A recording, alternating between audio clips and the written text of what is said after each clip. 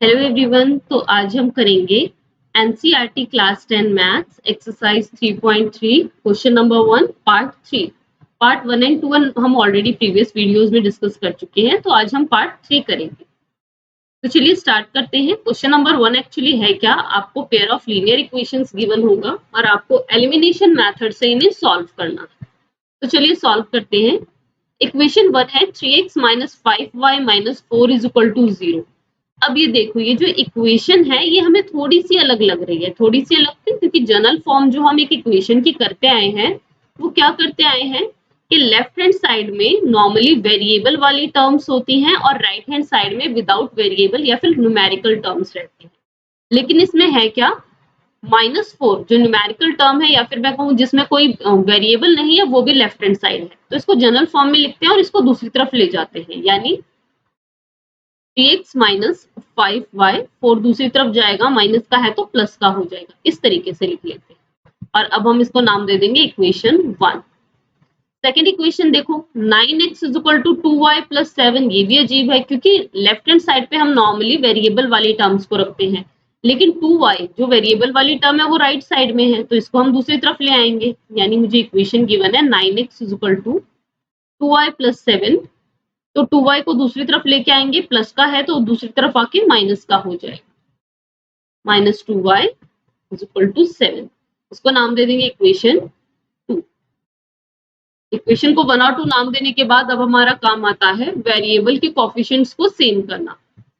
पहले x का coefficient देखते हैं। फर्स्ट इक्वेशन में 3 है, सेकंड इक्वेशन में x का कोएफिशिएंट है 9।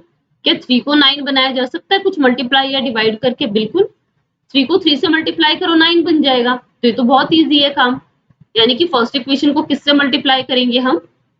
3 से। 3 से क्यों? क्योंकि मुझे सेकंड इक्वेशन के कोएफिशिएंट के इक्वल बनाना था। तो यहाँ आ जाएगा multiplying equation 1 bye 3।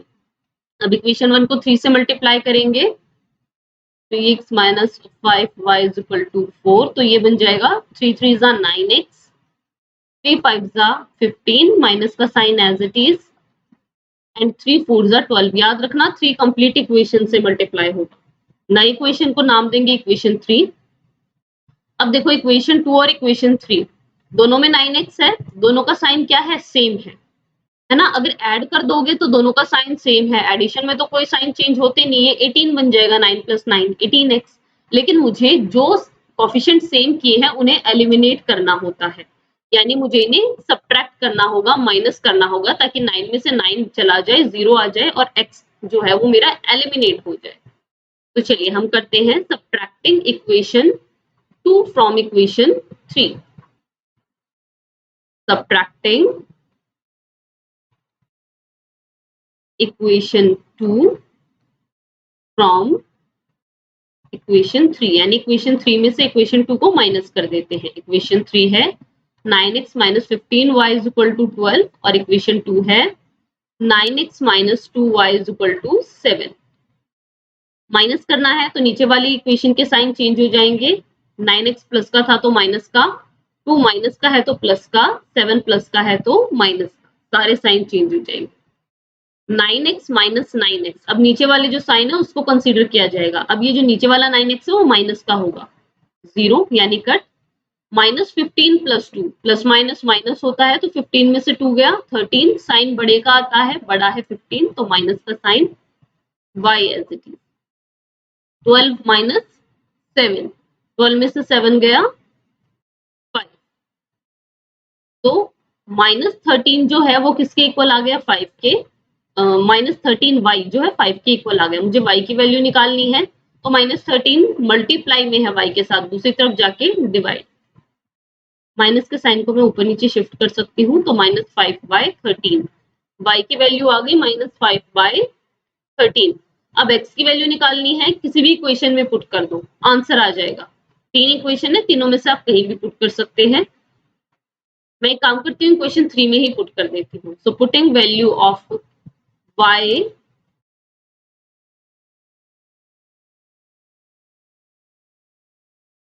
in equation 3। चलिए पुट करते हैं। इक्वेशन 3 है 9x minus 15y is equal to 12।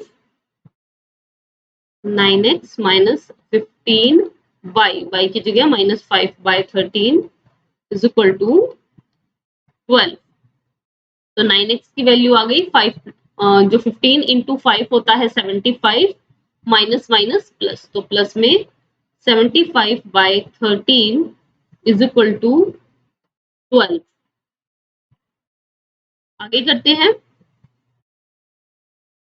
9x जो है एक तरफ रहेगा, 12 75/13 जो है वो दूसरी तरफ आके माइनस का हो जाएगा।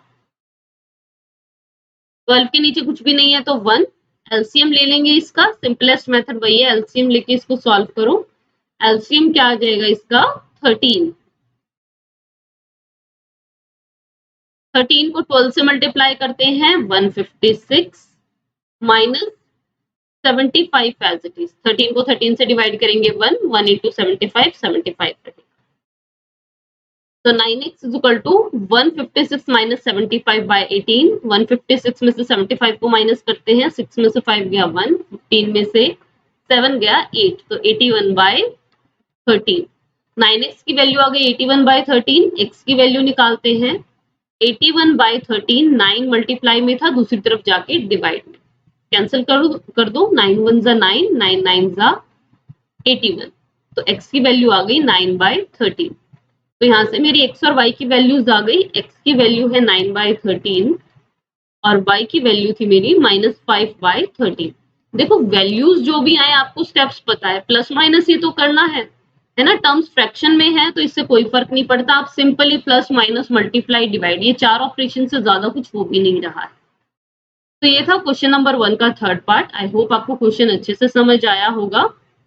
अगर आपको ये क्वेश्चन समझ आया है तो वीडियो को लाइक जरूर कीजिएगा, चैनल पे नए हैं तो सब्सक्राइब जरूर कीजिए। Thank you.